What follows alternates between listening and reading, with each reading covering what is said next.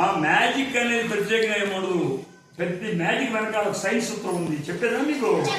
ఇప్పుడు ఈ అగ్గి పెట్టదు కదా, ఇదేంటిది? రూపాయి బిళ్ళ. ఇప్పుడు మనం ఏమనుకుంటాం, మనము ఒకటి అనుకుంటాము, ఇంకోటి చూడండి. ఈ అగ్గి పెట్టలో ఏ రూపాయి బిళ్ళ కింద పెట్టా, మనం ఏమనుకుంటామంటే రెండు తట్టు తప్పితే ఇది కింద పడిపోతున్నాం అనుకుంటాం కదా.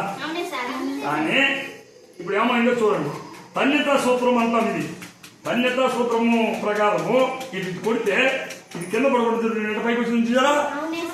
చూసారా? పైకి వచ్చేసింది. అదే సైన్స్ సూత్రం అంటే. అంటే గ్రావిటేషన్ ఫోర్స్ వల్ల కింద పడుతుంది అనుకుంటాం మనం. కాకపోతే దీనికి మధ్యలో కొంచెం ఒత్తిడి ఉంది కదా, ఇలా కొట్టాము. ఈ తన్యతలో అణువుకి మధ్యలో ఫోర్స్ పైకి పనిచేస్తాం అప్పోడుగా, అది కూడా పైకి వచ్చింది.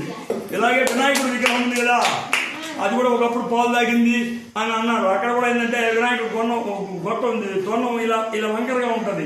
అందుకని పాల అణువులు ఒకదాంతో ఒకటి తన్యత వల్ల ఏమైందంటే అలా పైకి వెళ్తుంది అన్నమాట. పైకి వెళ్ళేసరికి కింద పాలు ఖాళీ అవుతుంది వాస్తవమే.